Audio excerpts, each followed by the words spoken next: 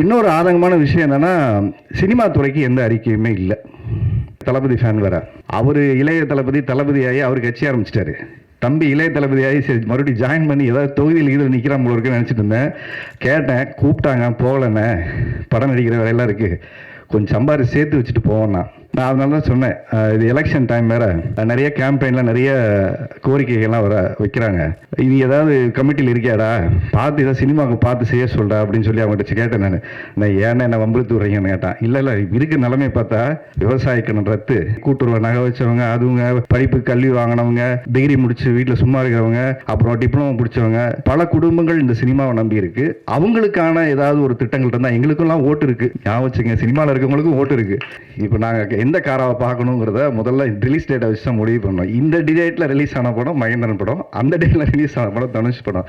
So அதனால் தம்பி தனுஷோட மோத ரெடி ஆகிட்டான்னு நினைக்கிறேன். ஏன்னா வழக்கமாக மாஸ்டர் மகேந்திரனா நமக்கு தெரியும்ல, மாஸ்டர் இனிமேல் அழிஞ்சு மகேந்திரனா அவனுடைய பேச்சு நிறைய இடங்களில் முதிர்ச்சியோடு இருக்குது. ரொம்ப அதுக்கு வாழ்த்துக்கள்.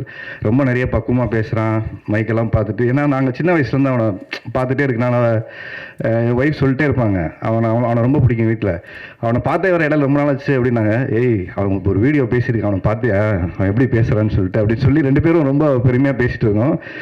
அதனால் அவன் தளபதி ஃபேன் வேறு.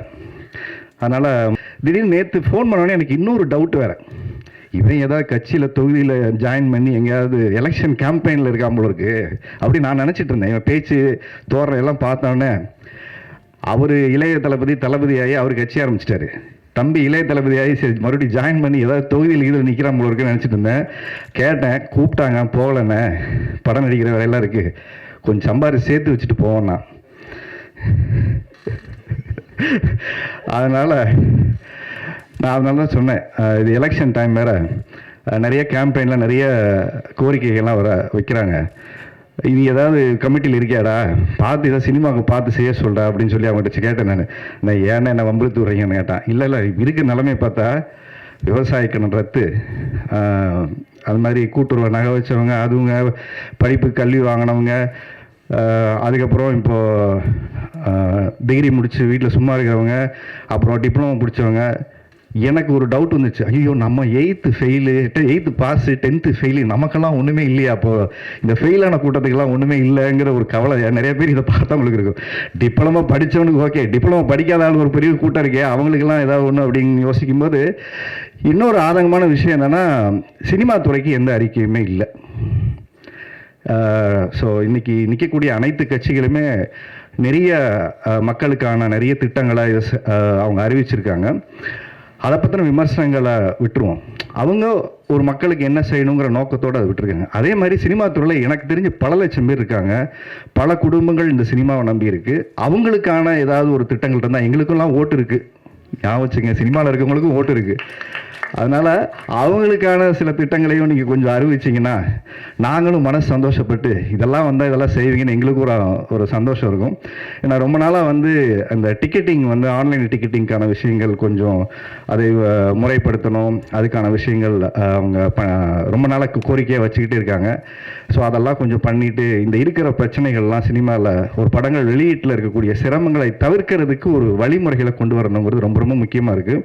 இன்றைக்கி படம் எடுக்கிறது முக்கியமில்ல, சார் சொன்ன மாதிரி தியேட்டரில் ரிலீஸ் பண்ணுறது தான் இன்றைக்கி ரொம்ப கஷ்டமான ஒரு சூழல். ஸோ அதை நம்ம எல்லாம் ஒன்றா இருந்தால் தான் செய்ய முடியும். அதில் ஒரு டிவைடிங் பாலிடிக்ஸ்னு சொல்லுவாங்க, அதாவது இங்கே பிளவுவாத அரசியல் ஒரு இடத்துல இருக்குன்னு நம்ம சொல்லிக்கிட்டே இருக்கோம். உண்மையாகவே பிளவுவாத அரசியல் சினிமாவில் நிறையா இருக்குது. ஏன்னா நம்ம யாருமே ஒன்றா இருக்கிறது இல்லை. அதுதான் ரொம்ப தமிழ் சினிமாவுடைய மிக வருத்தப்படக்கூடிய விஷயம் என்னென்னா, மற்ற இண்டஸ்ட்ரியில் இருக்கிற ஒரு யூனிட்டி இருக்குல்ல.